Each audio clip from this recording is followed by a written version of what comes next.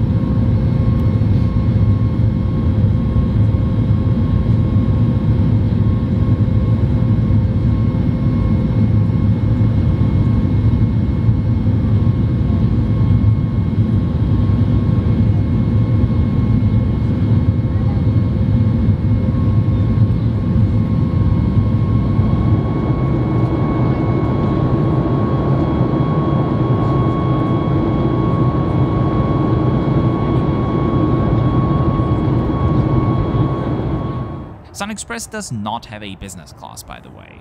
They offer 4 different packages for their fares, ranging from the cheapest Sun Light to the more comprehensive Sun Premium.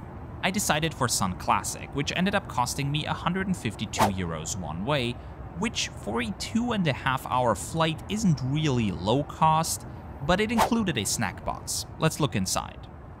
It came with a pack of mixed nuts, a small cup of water, a Turkish chocolate cake, the really cheap kind, and a little toilet.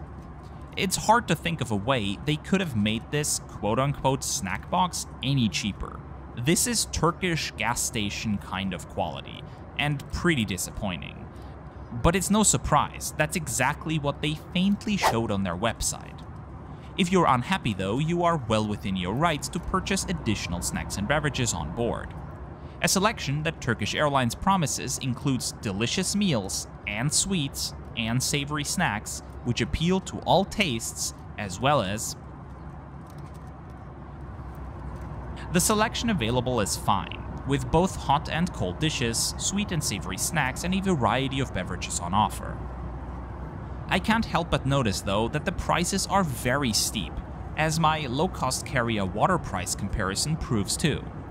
Charging €2.50 for a 3-liter bottle of water gives it a per-liter price of €7.50, the highest I have encountered since I started comparing low-cost airline water prices.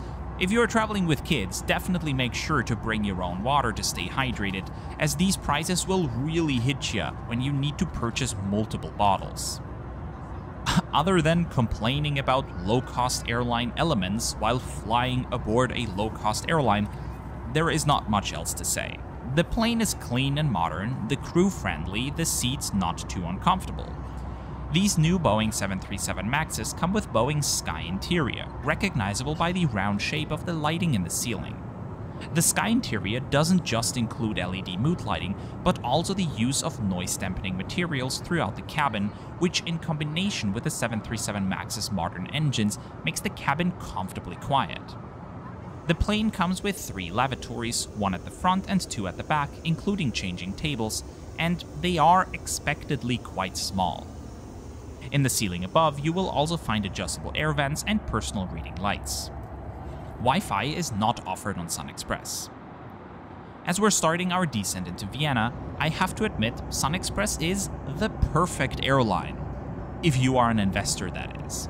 The carrier is not at all that cheap to fly, but cuts cost wherever it can, while at the same time trying to upsell you everything at quite steep prices. In Turkish Airlines' 2023 financial report, you can find the airline made profits of $270 million on revenue of $1.7 billion, giving it a profit margin of almost 16%, which in the airline industry is hard to pull off. In Lufthansa's 2023 financial report, it does list a profit of its 50% stake in SunExpress for €125 million, but includes the caveat that a one-off tax effect of €60 million is included.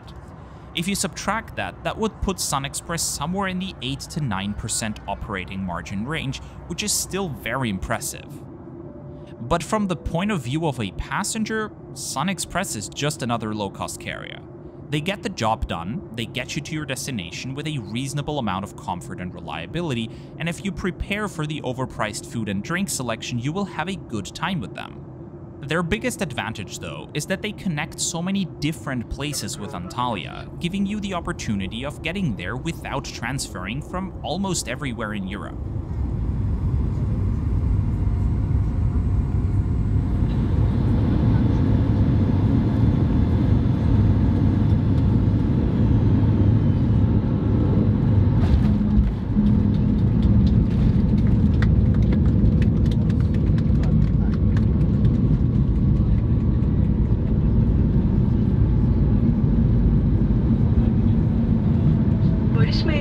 Hoş geldiniz.